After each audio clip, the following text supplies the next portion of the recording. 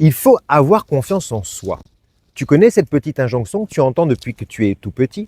Ça te rappelle quelque chose? Et là, tu me réponds, c'est l'histoire de ma vie.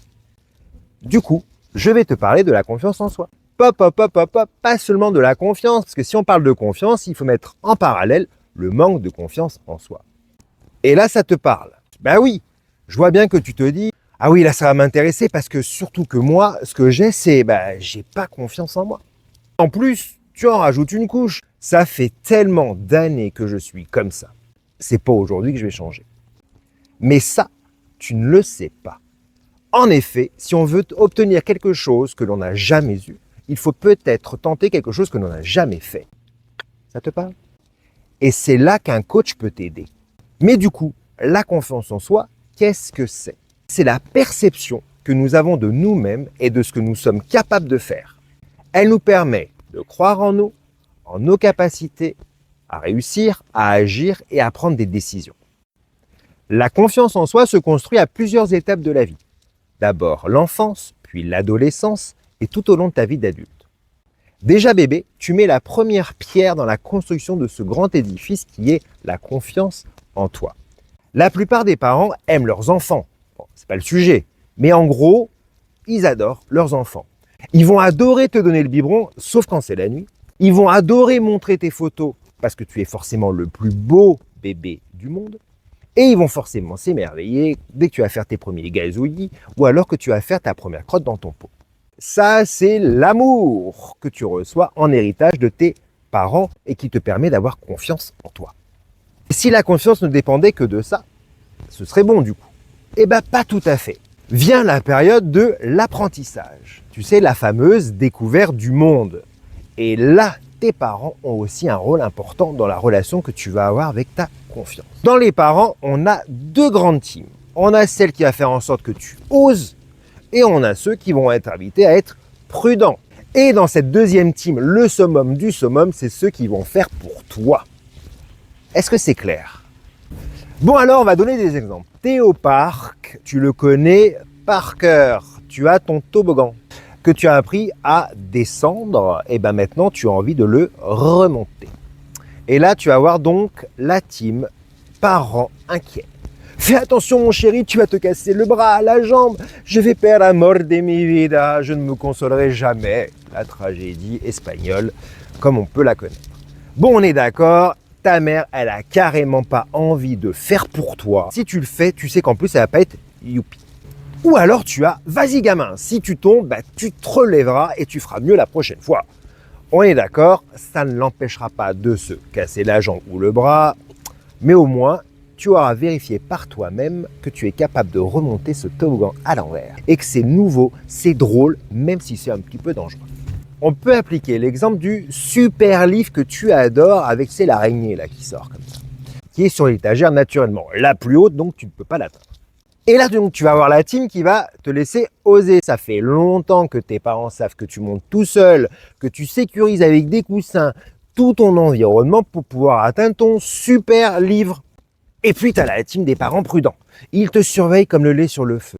Ils te projettent déjà aux urgences, donc, tada! Voici le livre, mon petit. Ils veulent bien faire, personne n'en doute. Mais en plus de prendre le risque d'inhiber ta confiance, sans s'en rendre compte, ils vont générer chez toi ce qu'on appelle de la frustration. Parce que toi, tu veux en savoir plus, parce que tu veux montrer que tu es capable, parce que tu te lances des défis. Oui, l'enfant a naturellement envie d'aller plus loin, il a envie de se brûler, il a envie de tirer la queue du chat, il est capable de se lancer des super défis. Du coup, quand on lui donne le livre, qu'est-ce qu'il va ressentir? Aucun plaisir. Et ça, c'est dommage. Parce que si tu as regardé ma vidéo sur les émotions, tu sais ce que c'est que le plaisir. Le plaisir, c'est la joie. T'inquiète pas, si t'es parent poule, en quittant le nid, ton enfant sera confronté à t'es cap ou pas cap.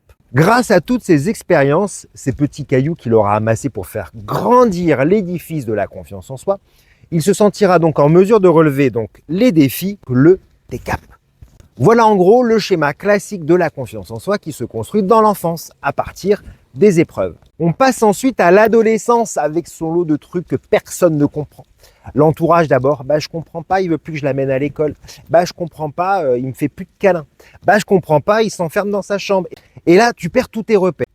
Il y a des poils qui poussent. des longueurs de membres qui sont plus du tout en harmonie avec le reste du corps. Tu vois un petit peu comme Monsieur Pata qu'on construit avec tout ce qu'on trouve, c'est un peu ça. Bref, comme je te disais, tous les repères changent. Et c'est pas tout. Tu rajoutes le regard des autres, le jugement, parce que tu sens bien que pour t'intégrer dans un groupe, il faut rester dans la norme comme les autres. Il faut avoir les mêmes baskets, les mêmes marques, ne pas être le plus intelligent ou le plus bête de la classe. Et en fait, tout ça pour être aimé. Et tu fais le deuil de ton enfance. On oublie la corde à sauter, les billes, le cartable. Et oui, parce que le cartable devient un sac dans lequel on met des bouquins quand on prend des bouquins. De temps en temps, malheureusement, tu peux être face au harcèlement. Surtout à l'heure où on te retrouve absolument tout sur les réseaux sociaux. Toi qui voulais envoyer ta lettre au Père Noël, tu sais que c'est pas possible et tu la laisses chiffonner au fond de ton sac. Tu l'as compris, ce regard des autres, ça va aussi influer sur ta confiance en toi. En gros, c'est pas le moment idéal pour assumer ta différence. D'ailleurs, j'aborde bientôt le thème assumer sa différence et pas que pendant l'adolescence. Bref, tu es passé à l'étape supérieure. Tu fais ce que tu peux pour pas sortir du lot. Tu es envieux de celui ou celle qui est populaire parce que justement, si tu osais, toi aussi tu pourrais être populaire. Et ça aussi, ça rentre en compte dans la construction de ta confiance en toi. Parce que c'est là où tu vas faire ou ne pas faire. T'es populaire, chouette. C'est toi qui vas avoir le pouvoir. C'est toi qui as le pouvoir de décider. Tu sais là, ouah, t'es cool. Non, c'est bon, je te calcule pas. Et ça aussi, ça rentre en considération dans la construction de la confiance en soi.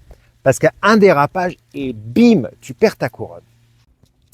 Tout reconstruire, parce qu'on le sait, c'est plus facile de dévaler la pente que de la gravir. Donc tout change à ce moment-là. Mais c'est pas tout. Parce que maintenant vient le jeu de la séduction. Ça te gratouille un petit peu partout. Et en fait, tu as un niveau de confiance en toi qui est plutôt aléatoire. Et là encore, selon ton niveau de confiance en toi, tu vas te sentir plus ou moins armé pour comprendre toutes les règles, toutes ces nouvelles règles. On aimerait bien dire 2 mots à celui qui a créé les règles de la séduction parce que ça change en permanence. C'est comme ça que tu vas pas prendre conseil auprès de tes parents. Ils se sont rencontrés à une boum, ils écoutaient les 45 tours, ils avaient le top 50, ils mangeaient des treats. Comment tu veux poser des questions à des gens qui collectionnent encore des CD? Tu vois, cette période de l'adolescence, c'est une période de grand bouleversement et c'est vachement compliqué. T'as des hauts, t'as des bas, t'as des réussites, t'as des échecs. Et tout ça, ça va jouer sur la confiance. La reconnaissance à cette période, en fait, c'est le carburant de la confiance. Donc, plus elle est solide, plus on aura confiance en nous.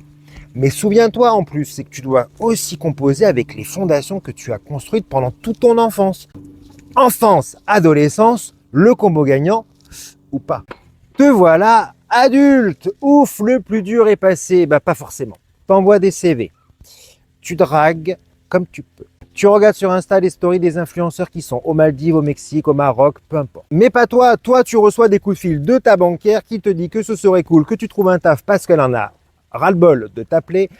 Et ta mère qui te dit que si t'es pas casé à 30 ans, tu passes à côté des plus belles années de ta vie. Elle s'appuie naturellement sur sa propre expérience, le bonheur que lui a apporté la vie avec ton père. Et de ce côté-là, tu la rassures, tu lui dis « Maman, je me suis mis sur une appli de rencontre parce qu'aujourd'hui, on ne drague pas ni dans les bars, ni dans les boîtes, ni dans les balles populaires, et encore moins dans les transports. » Et oui, hashtag MeToo, etc., etc. Donc là non plus, tu n'as pas encore de solide base sur la construction de ta confiance en toi. Tu ressens juste ce dont on parlait au début, un sérieux manque de confiance en toi. Du coup, la première chose que tu vas me dire, si je te propose de t'accompagner sur ce thème en tant que coach, c'est « Ouais, mais je suis timide. Ouais, mais je me sens nul. Ouais, mais je peux pas. » Qu'y a-t-il derrière le « oui, mais » ? En tant que coach, je vais t'accompagner pour qu'on découvre à quel moment important de ta construction tu t'es peut-être découragé ou t'as mis de côté ce qui te paraissait plus du tout accessible.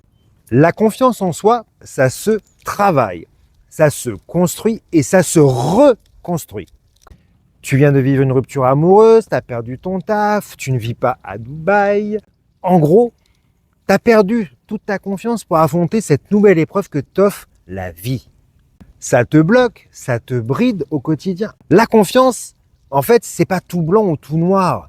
C'est juste un équilibre entre ce que tu es et ce que tu fais.